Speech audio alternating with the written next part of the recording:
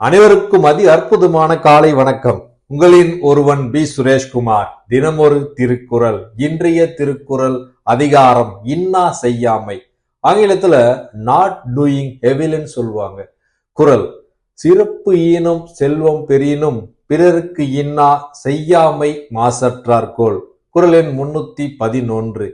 குறளின் விளக்கம்: சிறப்பை தருகின்ற செல்வத்தை பெறுவதாக இருந்தாலும் பிறருக்கு கேடு விளைவிக்காமல் பெறுவதே மாசற்றவர்களின் கொள்கையாக இருக்கும் என்கிறார் வள்ளுவர்.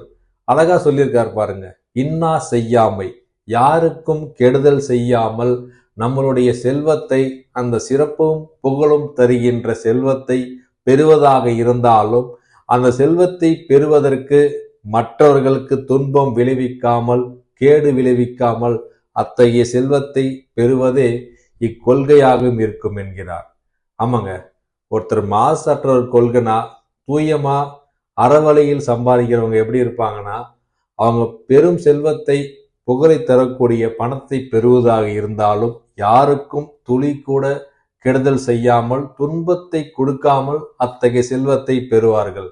ஆகையால் இக்குறள் மூலம் நாம் அறிந்து கொள்வது, நாம் எத்தகைய வழியில் பணத்தை பெறுவதாக இருந்தாலும் அத்தகைய பணம் நேர்மையான வழியில், அறவழியில், உண்மையான வழியில், யாருக்கும், முக்கியமாக யாருக்கும் துன்பத்தை கொடுக்காமல் செல்வத்தை பெற வேண்டும். மீண்டும் திருக்குறள்: சிறப்பு ஈனும் செல்வம் பெறினும் பிறருக்கு இன்னா செய்யாமை மாசற்றார்கோள். திருக்குறள் கற்போம், வாழ்வில் உயர்வோம். நன்றி, வணக்கம்.